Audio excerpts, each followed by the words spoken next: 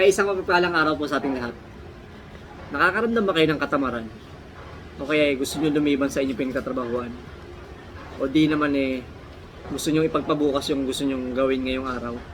O yung dapat nyo gawin ngayong araw? May sinasabi ang Panginoon tungkol dyan. Sabi sa Kawikaan 10:4, siya'y nagiging dukha na gumagawa ng kamay na walang kasipagan.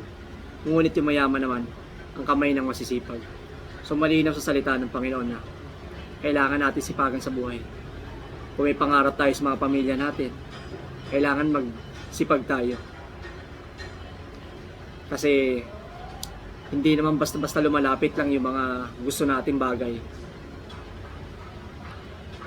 Samahan niyo ako, let's pray. Panginoon, salamat po sa araw na ito. Salamat po sa kalakasan ng aming pangangatawan na gagamit namin upang kami magsipag sa buhay nito.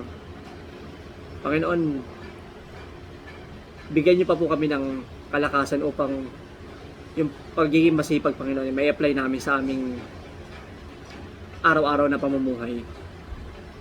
Salamat din po sa guidance na araw-araw naming natatanggap sa iyo at sa blessing natatanggap namin galing sa iyo.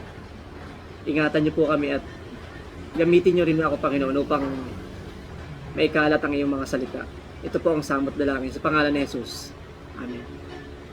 Yon, mapagpalang araw po sa ating lahat. Sipag lang. God bless po.